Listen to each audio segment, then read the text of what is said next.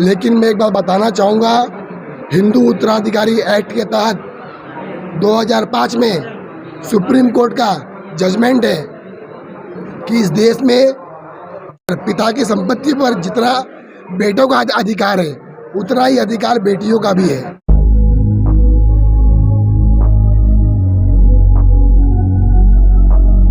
वर वधू परिचय लगाने के पीछे हमारा एक बड़ा मिशन है, बड़ा मूवमेंट है।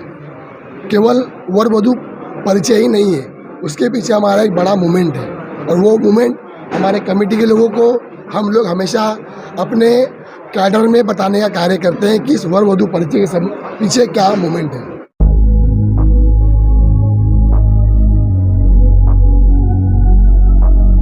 कि दहेज प्रथा होता क्या है। हम लोग बोलते हैं दहेज प्रथा। जैसा मैंने आज बताया कि जो किसी इंसान के पास एक बेटा है, एक बेटी है, वो जब अपनी बेटी के लिए जब निकलता है रिश्ता ढूंढने के लिए तो बोलता भैया हम गरीब आदमी है, हम दहेज ना दे पाए। और जब बेटे के लिए निकलता है तो शेर बन के निकलता है कि हमारे बेटुआ पढ़ाई की है भाई, हमके बुलेट चाहिए, 2 लाख दहेज चाहिए।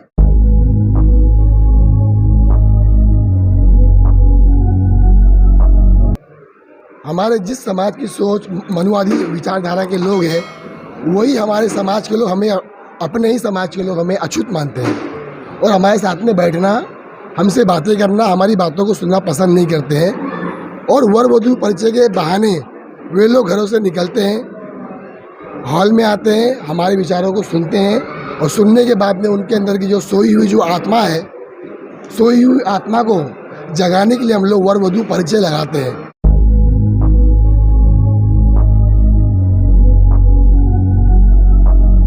कि सब काम सोचते हैं कि मोबाइल के जरिए ही सब काम हो जाए, लेकिन समाज के लोगों को अपनी आंखें खोलनी चाहिए और नींद से जागना चाहिए, अपने दिलों को, दिमाग को झकझोरना चाहिए कि घरों में बैठकर केवल रिमोट कंट्रोल से ही कार्य नहीं होता है।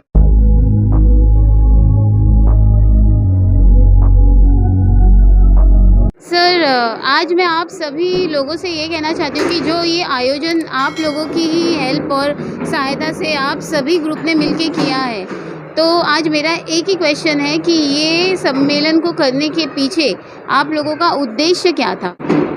वर वधू परिचय सम्मेलन आयोजित करने का हमारा सबसे पहला उद्देश्य ये था कि जो हमारे समाज घरों में बैठे रहते हैं, जो लोग ना सामाजिक कार्य में आते हैं ना मिशन मूवमेंट में आते हैं, तो वर वधू परिचय के सम्मेलन वे लोग इस तरह के सामाजिक कार्यों में आते हैं। तो सबसे पहला हमारा उद्देश्य ये है वर वधू परिचय सम्मेलन आयोजित करने का कि समाज हमारे साथ में आके बैठे, क्योंकि हमारी ही समाज हमारे साथ में बैठती नहीं है। आज जो हमारी समाज जो मनुवादी जिनकी सोच है, हमारे जिस समाज की सोच मनुवादी विचारधारा के लोग हैं वही हमारे समाज के लोग हमें अपने ही समाज के लोग हमें अछूत मानते हैं और हमारे साथ में बैठना, हमसे बातें करना, हमारी बातों को सुनना पसंद नहीं करते हैं। और वर वधू परिचय के बहाने वे लोग घरों से निकलते हैं, हॉल में आते हैं, हमारे विचारों को सुनते हैं और सुनने के बाद में उनके अंदर की जो सोई हुई जो आत्मा है, सोई हुई आत्मा को जगाने के लिए हम लोग वर वधू परिचय लगाते हैं। वर वधू परिचय लगाने के पीछे हमारा एक बड़ा मिशन है, बड़ा मूवमेंट है।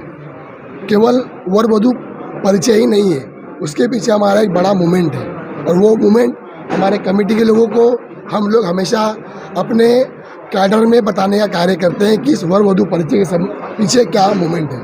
तो सर, आज आपके ग्रुप से कितने लोग इस सम्मेलन में जुड़े थे? मतलब वधू पक्ष और वर पक्ष के साथ में कोई ऐसे लोग थे, कोई ग्रुप के कितने लोग थे? वधू पक्ष के, वर पक्ष के, वधू पक्ष के, वर पक्ष के तो हमारा शादी विवाह का पेज है, उसके ऊपर तकरीबन 200 के लगभग हमारे पास इंफॉर्मेशन है। ऑनलाइन के जरिए में हमारे पास 300 पूरा प्लस वर और वधू का रजिस्ट्रेशन हमारे पास है। लेकिन आज के जो मानव है, आज के मानव थोड़ा सा लेज़ी हो चुका है। लेज़ी इसलिए हो चुका है कि आजकल जो है इलेक्ट्रॉनिक ज़माना आ चुका है। आजकल लोग घरों में बैठे बैठे ही सारा कार्य करने की सोच रखते हैं कि हमें कहीं आना ना पड़े, जाना ना पड़े, कहीं निकलना ना पड़े, कहीं बैठना ना पड़े, कि सब काम सोचते हैं कि मोबाइल के जरिए ही सब काम हो जाए, लेकिन समाज के लोगों को अपनी आंखें खोलनी चाहिए और नींद से जागना चाहिए, अपने दिलों को, दिमाग को झकझोरना चाहिए कि घरों में बैठकर केवल रिमोट कंट्रोल से ही कार्य नहीं होता है। यदि आप लोगों को वास्तविक तौर पर आपकी समस्या का समाधान करना है तो आप लोगों को घरों से निकलना पड़ेगा, समाज के बीच में आना पड़ेगा, समाज में योगदान देना पड़ेगा। जब तक आप लोग घरों में छुप कर बैठे रहोगे, अपने लोगों के बीच में नहीं आओगे, तब तक ये जो समस्या है, इस समस्या का समाधान कभी नहीं होगा। और समाज के लोग इस समस्या से सदैव जूझ रहे थे और आगे भी जूझते रहेंगे। यदि इस समस्या का निवारण करना है तो सामाजिक कार्यों में, चाहे कोई भी सामाजिक कार्य हो, मिशन का कार्य हो, वहाँ पे आप लोग आइए।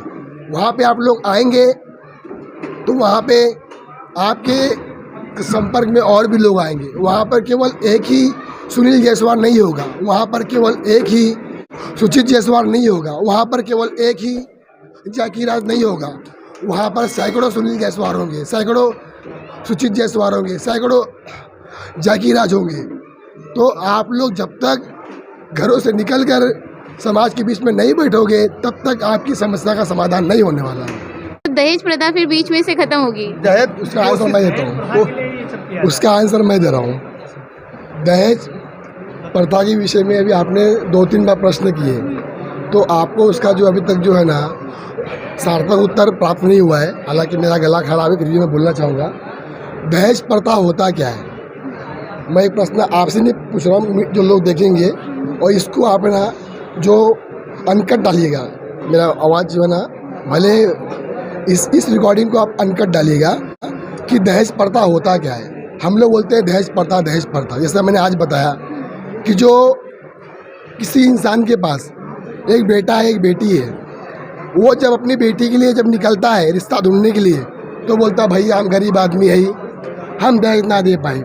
और जब बेटे के लिए निकलता है तो शेर बन के निकलता है कि हमारा बेटुआ पढ़ाई किए भाई, हमके बुलेट चाहिए, 2 लाख दहेज चाहिए। बेटी के लिए हमारे समाज के लोग दहेज के प्रथा खिलाफ हम लोग हैं।